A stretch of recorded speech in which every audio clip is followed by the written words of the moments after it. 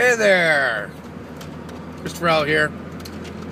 This video, I want to go back to the Constitution of the United States. Now, anybody who watches this channel knows last election I was pretty much slamming the Constitution and saying this country was never founded on Christianity, speaking specifically of the government. Well, here we are faced with another situation that I'd like to talk about, and it has nothing to do with Obama and the latest controversies, but everything to do with constitutional rights. Now, here in Massachusetts, we've had all sorts of issues with people suing the state government for certain rights.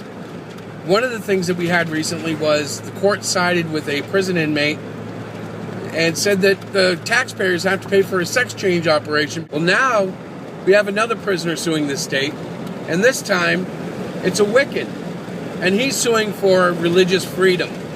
He's a prisoner who insists that he deserves the right for some 30-odd different oils and certain kinds of cakes, certain medallions, certain robes, and access to the outside so that he can perform certain rituals in accordance to his religion, his faith. Obviously, this is a case that the court's going to have to side with him on based on religious freedom.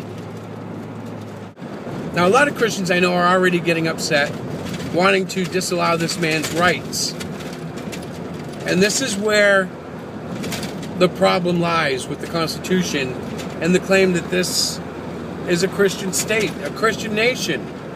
The Constitution says all men have the right to religious freedom.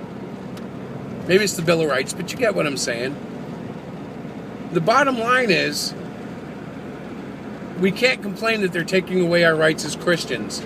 For instance, in the recent controversy that said the military was singling out evangelicals and Catholics as extremists and putting us on a list with the KKK and Al-Qaeda. Well, we can't be upset about that and then turn around and deny this guy his religious right to be a Wiccan, which, of course, in the eyes of Christianity, is a Satanist, even though they don't explicitly call themselves Satanists.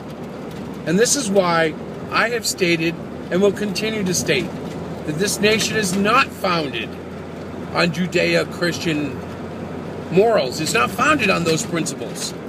Were it founded on those, there would be no tolerance for any such thing, and it wouldn't even be an issue. Now, granted, that might not be fair in accordance to the world, but we're not talking about being fair in accordance to the world. We're talking about Christian values. Obviously, I oppose any taxpayer money going towards any support for anything that's not Christian. In fact, I'll go a step further. I oppose state money going towards anything religious, period. But that's not going to be a consideration here. What's going to happen is the Wiccan's going to get his way, and Christians are still going to be they're going to be discriminated against. It's because we're the big boys on the block. We've ruled this nation for a couple hundred years. We had our way, but that's over now. Liberalism has fully taken hold in this country, and unless the people wake up, which I really don't see happening, it's the way it's going to be. Now, people might say, well, why don't you see it happening, Chris? What's the matter with this? Why can't Christians just revive and take over this country again? Well, what's happening with that abortion case where the abortion doctor has been found guilty of murder? Well, not a lot's happening.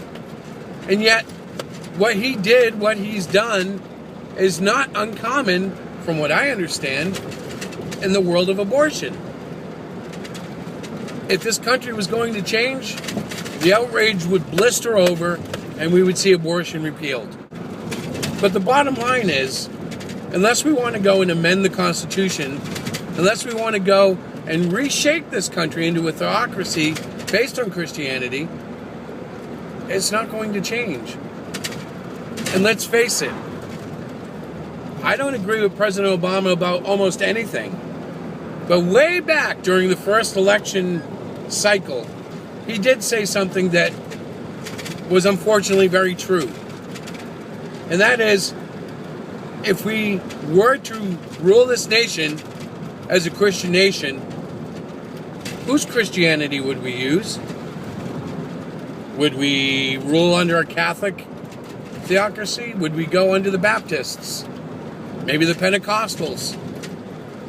The fact of the matter is, the body of Christ is too splintered to claim ownership of this nation.